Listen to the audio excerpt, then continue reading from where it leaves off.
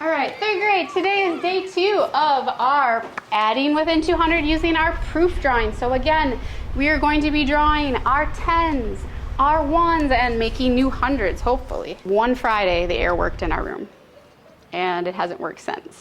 So, yeah.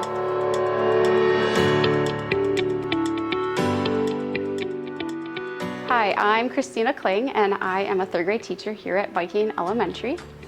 How am I going to add these together? Well, I do know an optimal learning environment is good for kids to grow, and we are building the foundations, as we just told our students today, learning and growing to make the world a better place.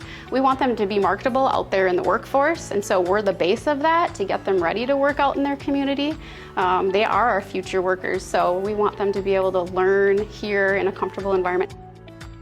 We have no air movement in this room at all, and so that was my concern, was to keep the kids hydrated, safe, and ready to learn. 1 minute we're sweating and the kids are dehydrating, we all are, and we're grabbing water, and then maybe in the afternoon we'll come back in and it is working, and then we will be freezing and the kids will say, I'm so cold, and yep, I know, we're gonna do what we can to kind of help that. But yeah, definitely, it's hard to learn when you're sweating, for sure. Great white shark, working in the water. We're in a great location, right in the heart of Holmen, but it's time for some changes to make it a better place for kids.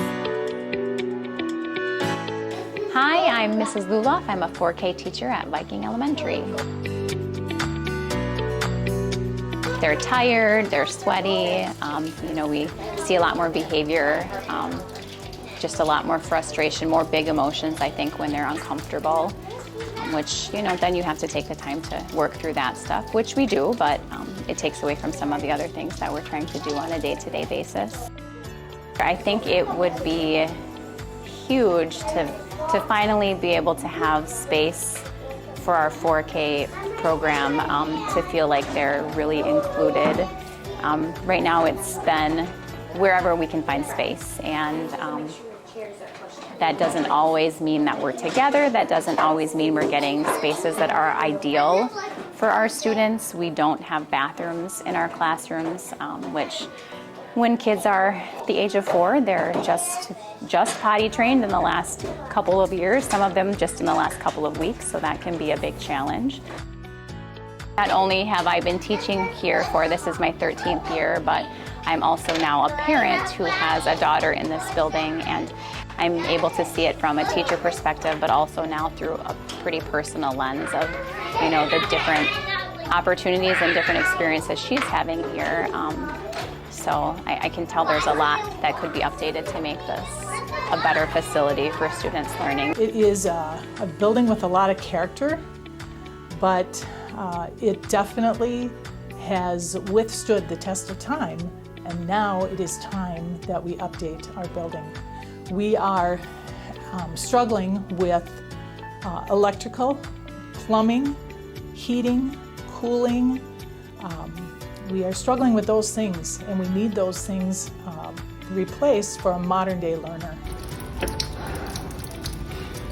This would be what I just walked into.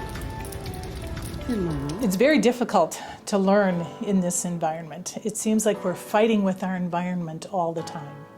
It's either too hot, too cold, our ceiling tiles are leaking, we cannot find enough outlets to plug in our devices. So we are struggling all the time. And this is not because our building isn't clean, it's not because of maintenance not doing their job, it's because our building is 50 years old.